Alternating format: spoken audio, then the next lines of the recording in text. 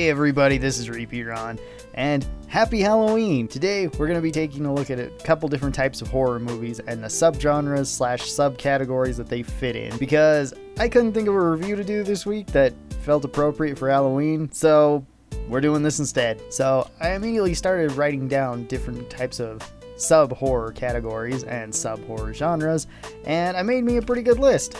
As you can see, there's quite a few, there's some stuff on there, and I thought it was a pretty good list.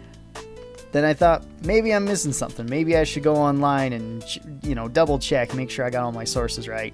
So I went onto Wikipedia, and I don't think I got all the ones on there. Who could forget classic subcategories like LGBT-related horror films about birds, and pornographic zombie films. Yeah, there's a lot more subcategories than I thought there was. Man, there's some really strange stuff here. Wait, what the... Anyway, let's start the list before this gets any weirder.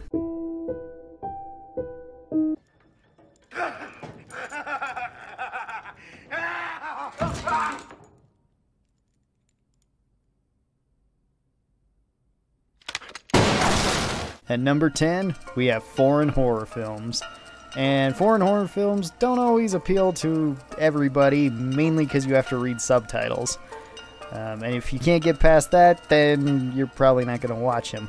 But if you can get past that fact, then you can find some really cool stuff. There are some great foreign horror movies like I Saw the Devil, Let the Right One In, Suspiria, Wreck, Troll Hunter, High Tension, Inside, Funny Games, and a whole ton more.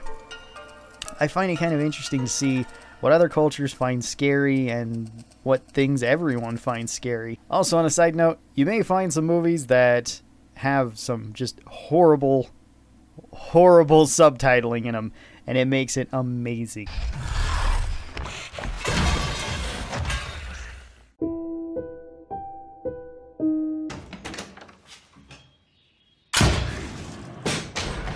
Number 9 goes to extreme or disturbing horror movies. An extreme or disturbing horror movie usually has a lot more intense aspects to it.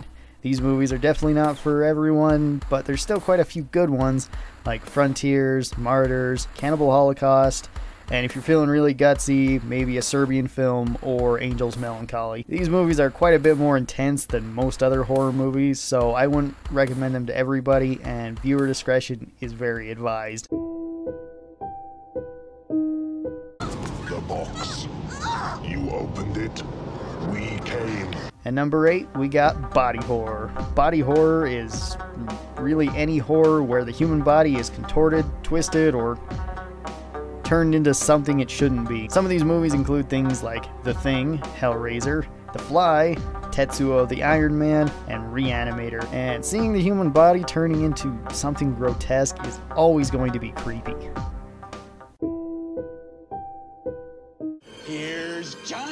At the number 7 spot, we got supernatural horror. Supernatural horror seems to be a subgenre that a lot of people like, with movies like The Shining, The Exorcist, Rosemary's Baby, Poltergeist, and Carrie.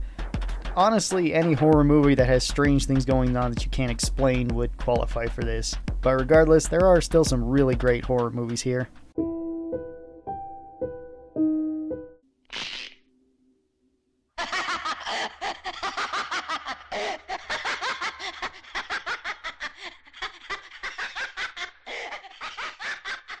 Our next subgenre is horror comedy.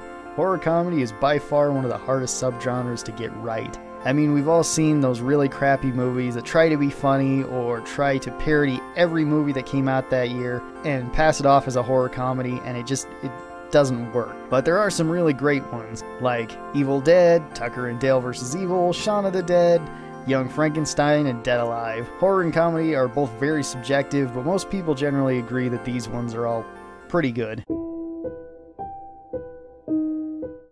I am Dracula. Alright, halfway through the list, we got classic horror. If you were hoping for some classic horror, some good old monster movies, well, here you go. It seems like everybody loves at least one of the classic monsters, if not all of them, whether it be Dracula, Frankenstein, Nosferatu, the Wolfman, or something like Invasion of the Body Snatchers. These movies were great when they first came out, and they're still quite good even today.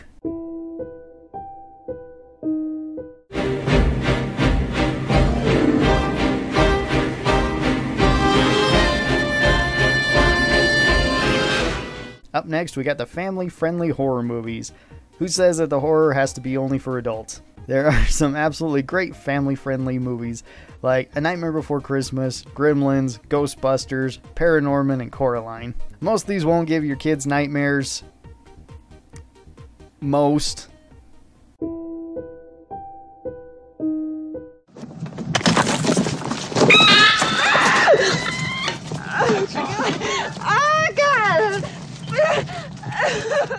Up next, we have sci-fi horror. This subgenre also seems to be loved by quite a lot of people, including myself. You have classic movies like Alien, Predator, Attack the Block, Videodrome, and 10 Cloverfield Lane. Technology can be quite scary, and these movies show us why.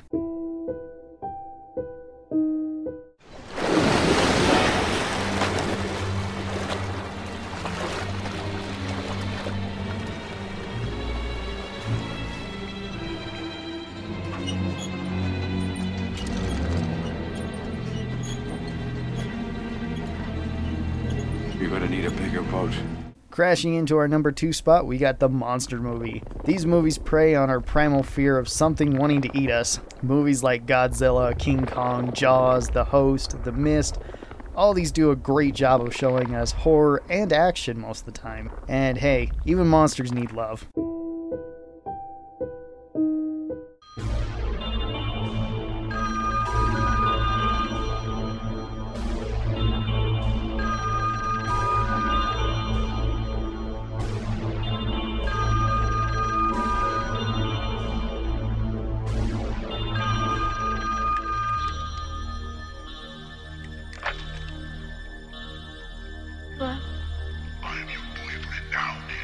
And finally, at our number 1, we have the classic slasher horror movie.